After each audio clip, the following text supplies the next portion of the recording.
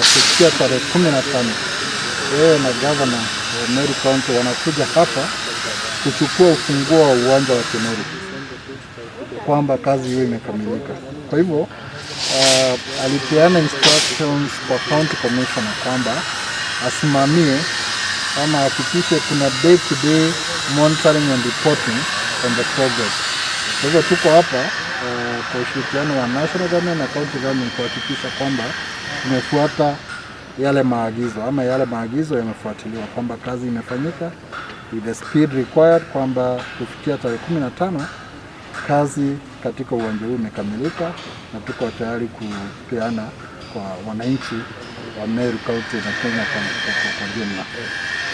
Lakini seme leo ilikuwa site meeting ya kwanza. Tulikuwa na mkutano wiki jana na wiki hii tu bado. Siku ya Jumatano ndio tukasema tuwe na site meeting kila siku 3. So ya kwanza ilikuwa leo. Tutakuwa hapa tena Jumanne kufuatilia na kuhakikisha kwamba zile timelines zimepeanwa zimefuatiliwa. Nashukuru. Labda changamoto tu ile unaona ni kama gani vile mmekuja site meeting ya leo?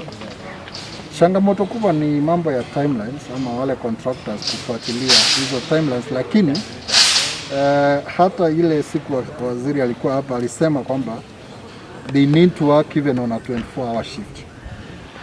Na waongeze manpower. Tuna vijana wengi hapa Meru ambao wako na skills za ufundi na Meru na kwingineko. Kwa hivyo ombi langu kwa contractors ni kwamba wasitumie timeline kama excuse.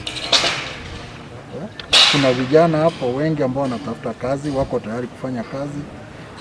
Contractors wote wamelipwa vile tulijulishwa na wizara. Kwa hivyo hakuna excuse kwamba hawataweza kumaliza within the time. It's very possible that we only need to work on a 24-hour shift. Na nashukuru DCC kwamba nimesema security itakuwa beefed up.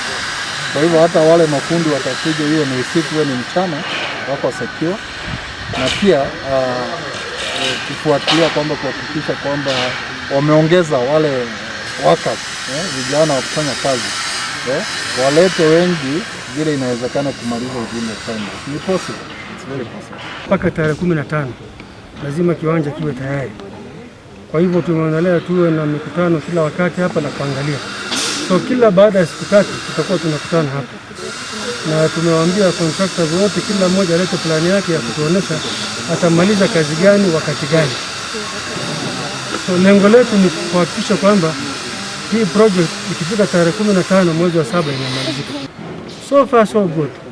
So far so good. There are small hitches here and there, but we definitely will be able to solve those issues.